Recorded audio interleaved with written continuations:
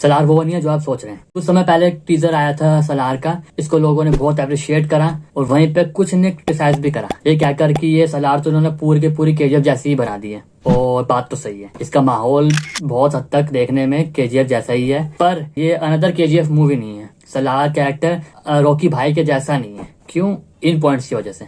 सबसे पहला, उनकी कॉस्ट्यूम।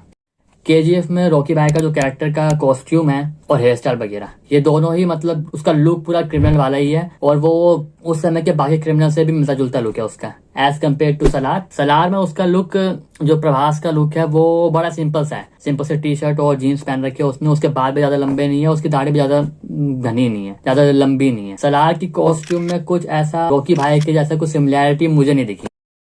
सेकंड पॉइंट है गन होल्डर। रॉकी भाई ने जब भी अब केजीएफ 1 और 2 में कोई गन वन रखी है, या फिर वो या तो जमीन से कहीं से उठा लेता है, या फिर छुपा रखी होती है उसने अपने कपड़ों में ही। पर सलार में उसने पूरा एक साइज से वो बेल्ट टाइप का वो गन होल्डर ही होता है उसका कॉस्ट्यूम में, क्योंकि उसका टीजर, उसके पोस्टर हर जगह सलार के लुक का हिस्सा है। तो वो वैसा गन होल्डर टाइप का बेल्ट मैंने किसी क्रिमिनल को पहनते हुए तो नहीं देखा किसी मूवी में। हाँ, पर जो पुलिस वाले हैं वो जरूर से पहनते हैं। कभी कोई सीबीआई ऑफिसर या फिर कोई और ऑफिसर होता है, वो उसको ऐसा पहनते हुए दिखाया गया है, जिससे मुझे लगता है इन दोनों पॉइंट से कि सलार कोई और क्रिमिनल नहीं है, बल्कि एक कोई ऑफिसर है, या तो पुलिस वाला है, या फिर सीबीआई ऑफिसर है, या फिर कोई फौजी है। बल्कि सलार के बदले जो दूसरा कैरेक्टर इन्होंने दिखा रखा है, उसका लुक रॉकी भाई से और बाकी क्रिमिनल से मैच भी कर रहा है, तो हो सकता है वो क्रिमिनल है और जो सलार है वो पुलिस ऑफिसर। तीसरा पॉइंट, क्रिमिनल वर्सेस क्रिमिनल कोई नई बात नहीं है। केजीएफ 1 और 2 में हमने देख रखा है क्रिमिनल वर्सेस क्रिमिनल चलता आ रखा है। रॉकी भाई खुद क्रिमिनल है, जिनसे वो भिड़ रहा है वो भी क्रिमिनल है। पर अगर सलार में भी वो यही दिखाएंगे, क्रिमिनल वर्सेस क्रिमिनल ही दिखाएंगे, तो फिर तो सही में पूरा फॉर्मूला कॉपी पेस्ट हो जाएगा, कोई नई बात नहीं रहेगी। तो ऐसे में अगर वो क्रिमिनल वर्सेस क्रिमिनल ना दिखाकर ऑफिसर वर्सेस कुछ क्रिमिनल दिखाएं, तब लगता है कि कुछ नयापन होगा, जो कि प्रशांत जैसे विजनरी डायरेक्टर से उम्मीद की जा सकती है नएपन की। और असली बात आती है कि क्या रॉकी भाई और सलार एक ही यूनिवर्स का हिस्सा है? तो जितना देखा अभी तक उससे ऐसा लगता है 90% मुझे लगता है कि हाँ, सच में एक ही यूनिवर्स का हिस्सा है। तो अगर ऐसे में मान लेते हैं कि हाँ सच में है ये यूनिवर्स, एक ही यूनिवर्स है, तो रॉकी भाई और सलार दोनों को ही वो पावरफुल दिखाना चाहते हैं, वो दोनों ही पावरफुल हैं। तो ऐसे में ये दोनों ही क्रिमिनल होंगे, तो उनकी भिड़त ज्यादा कुछ नया नहीं रहेगा। पर हाँ, पुलिस ऑफिसर वर्सेस क्रिमिनल की भिड़त, ये कोई ऑफिसर वर्सेस क्रिमिनल की भिड़त, ये कुछ नयापन रहेगा इस पूरे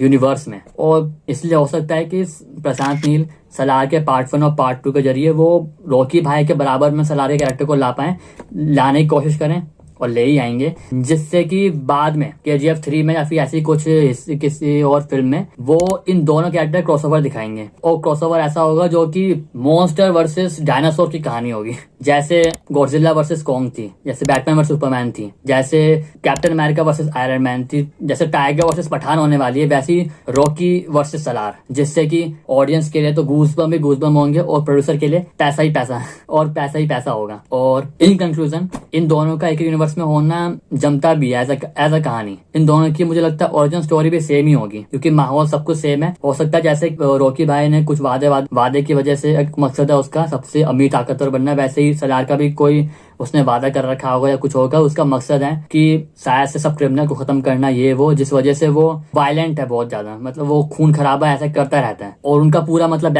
ओरिजिनल स्टोरी सेम है, बस ये है कि रॉकी भाई अपना मकसद पूरा करने के लिए क्रिमिनल बन गया और सलार अपना मकसद पूरा करने के लिए कुछ ऑफिसर बन गया, सीबीआई या फौजी बन गया। और उन्होंने केजीएफ पार्ट 1 और पार्ट 2 में भी रॉकी भाई को बहुत बार शेर की तरह डिनोट कर रखा है कि घायल शेर की सांसें उसकी धार से भी ज्यादा खतरनाक होती है।